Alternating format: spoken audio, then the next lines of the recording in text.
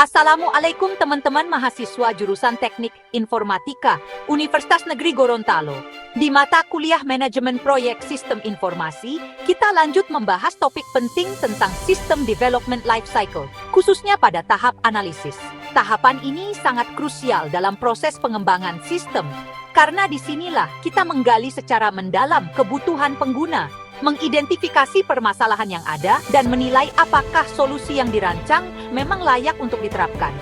Bagi kalian yang kelak akan terlibat dalam pengembangan aplikasi atau sistem informasi, baik untuk UMKM lokal, koperasi mahasiswa, maupun organisasi yang lebih besar, memahami tahap ini dengan baik akan jadi bekal penting untuk menghasilkan sistem yang tepat guna dan sesuai harapan.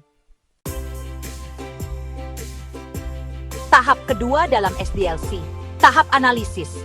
Bayangkan kalian sedang mengembangkan sistem informasi penjualan online untuk pelaku usaha kecil di Gorontalo. Nah, di tahap ini, kalian menganalisis sistem yang ada saat ini, menguraikannya jadi bagian-bagian kecil, supaya bisa tahu di mana letak masalahnya. Misalnya, kenapa transaksi lambat, kenapa pelanggan sering komplain, kebutuhan apa yang belum terpenuhi. Semua itu kalian identifikasi satu persatu. Tujuannya adalah agar bisa mengusulkan solusi atau perbaikan yang benar-benar tepat. Jadi, tahap analisis ini seperti memetakan masalah sebelum membuat jalan keluar. Tanpa analisis yang matang, solusi yang dibuat bisa meleset dari kebutuhan nyata pengguna. Membuat laporan hasil analisis.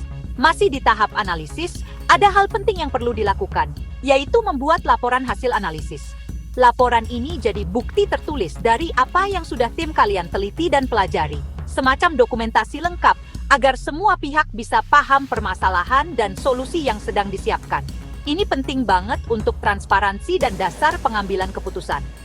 Lalu dalam tahap ini juga dilakukan yang namanya studi kelayakan. Tujuannya untuk menilai apakah sistem yang dirancang benar-benar layak untuk dikembangkan. Menurut McLeod, ada 6 dimensi kelayakan yang harus dianalisis.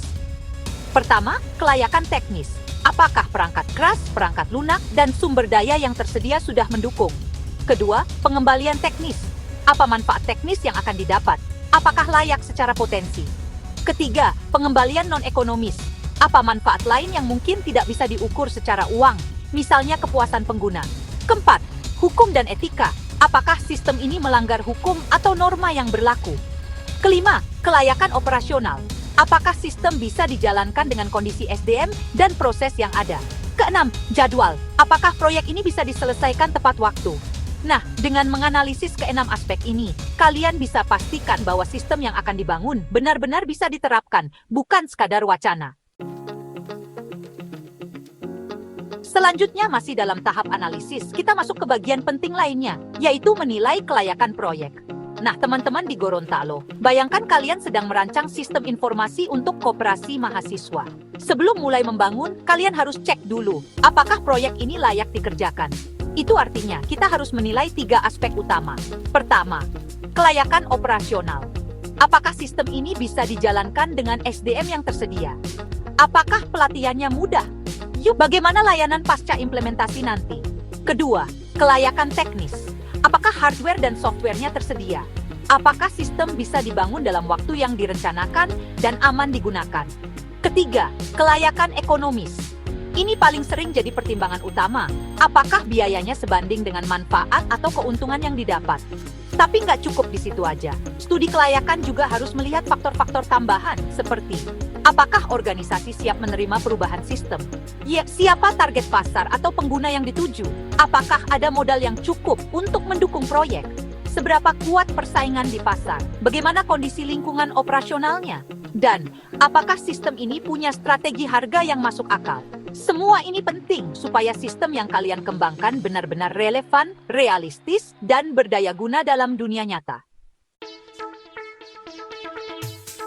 Tahapan terakhir dalam analisis adalah requirement analysis atau analisis kebutuhan. Nah, teman-teman, disinilah kalian menyusun daftar kebutuhan sistem secara detail. Ini bisa dilakukan setelah studi kelayakan selesai atau setelah proposal proyek disetujui dan kontrak ditandatangani. Intinya, tahap ini memastikan bahwa sistem yang akan dibangun sesuai dengan kebutuhan nyata pengguna dan organisasi. Ada 5 jenis kebutuhan atau requirement yang harus kalian pahami. 1. Business requirements. Apa tujuan bisnis utama yang ingin dicapai lewat sistem ini? Misalnya, meningkatkan jumlah transaksi online di toko digital UMKM Gorontalo. 2. Stakeholder requirements. Apa saja yang dibutuhkan oleh para pemangku kepentingan, seperti manajer, investor, atau pemilik usaha. 3. End user requirements. Kebutuhan dari pengguna akhir sistem. Misalnya, mahasiswa pengguna aplikasi keuangan kampus butuh antarmuka yang simple dan bisa diakses lewat HP. 4. System requirements.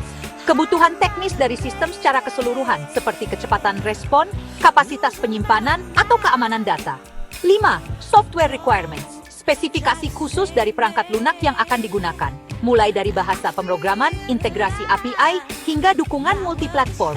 Requirement analysis ini penting, supaya tidak ada miskomunikasi antara pembuat dan pengguna sistem, serta agar sistem yang dikembangkan benar-benar solutif dan sesuai harapan. Itulah pembahasan kita tentang tahap analisis dalam SDLC, sebuah langkah penting untuk memastikan sistem yang dikembangkan benar-benar sesuai kebutuhan dan layak untuk diterapkan. Dengan memahami proses ini secara menyeluruh, kalian akan lebih siap dalam merancang solusi teknologi yang efektif, efisien, dan berdampak nyata di dunia nyata. Sampai jumpa di materi selanjutnya.